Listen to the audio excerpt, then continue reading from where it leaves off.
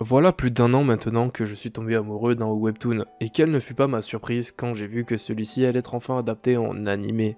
T-Bait, abréviation de The Beginning After the End, est à l'origine un web novel puis adapté en webtoon depuis quelques années. C'est un isekai dans un monde fantastique, enfin bref, vous connaissez la musique. On y suit Arthur Lewin qui découvre son nouveau monde, ses pouvoirs, etc. Mais dans cette vidéo, je ne souhaite pas vous présenter ou vous résumer cette œuvre, mais laissez-moi quand même vous dire qu'à mes yeux, c'est un des meilleurs isekai, ne serait-ce que par son concept d'isekai. Effectivement, pour une fois, ce n'est ni le travail, ni Truck-kun qui a fait le boulot. Si je ne suis pas là pour vous présenter T-Bait, c'est plutôt pour vous faire mon pronostic sur sa version animée, car celle-ci n'est même pas encore sortie, qu'elle fait déjà fortement débat. Et tout ça à cause de son studio, j'ai nommé iCat. Et quand tu vois certaines de leurs productions, comme High Speed Étoile, bah ouais, ça fait clairement peur. Ils ont également produit Maugen Seikyu no Mazutsushi wa Nigendata, en gros le pélo humain qui est commandant dans l'armée des démons, qui oui n'a pas une animation incroyable et un certain manque de dynamisme c'est clair, mais de ce que je me souviens c'est loin d'être horrible. De même si je vous parle de Battle Game in 5 Seconds, où pareil, l'animation ne m'a pas marqué dans le sens négatif, malgré une direction artistique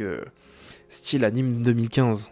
Également, en faisant quelques recherches, j'ai découvert qu'ils avaient produit Kenja no Daishi o Nanaru Keija, où j'ai passé un très bon moment devant. Et honnêtement, l'animation y a joué grâce à leurs couleurs, leur lumière, la fluidité. À mon sens, tout ça a vraiment fait un bon animé. Alors oui, quand tu vois la 3D présente dedans, ça pique, mais pas autant que la saison 1 de Harry Foreta. Et pourtant, celle-ci a quand même plutôt bien marché. Puis ils ont travaillé sur plein de films détective Conan, et c'est pas l'horreur du tout. Alors oui, pour T-Bait, malheureusement, je m'attends à de la 3D pas ouf sur certaines scènes, voire sur plusieurs scènes, mais je pense qu'ils se rattraperont sur d'autres points. T-Bait est une œuvre à fort succès, ils savent qu'ils peuvent faire carton plein s'ils sont à la hauteur, donc j'espère et je pense qu'ils vont faire certains efforts. Donc je ne vais pas dire qu'il n'y aura pas de défauts, mais je pense qu'on peut s'attendre à une vraie réelle masterclass. Non pas juste par l'animation, mais juste car T-Bait c'est incroyable, et juste une animation moyenne lui suffirait pour briller au grand public. Si ça a marché pour Harry Foreta, y a pas de raison que ça ne marche pas pour T-Bait, sauf si l'animation est vraiment trop éclatée et que personne n'arrive à accrocher car visuellement c'est horrible, comme High Speed Étoile. Ma seule et réelle peur,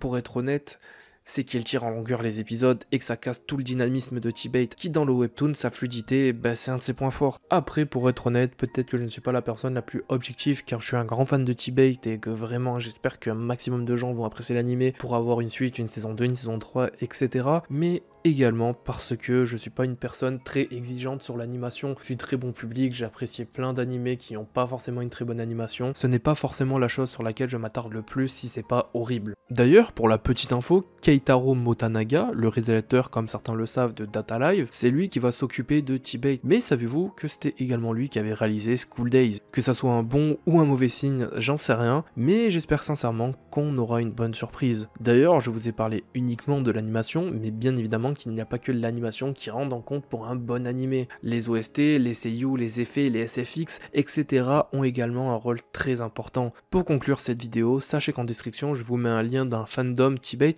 ainsi qu'un site très bien fait pour l'anime. C'était Kayuto, bye les gens. Puis au pire, vous irez voir la version animée de Lecteur Omniscient quand elle sortira.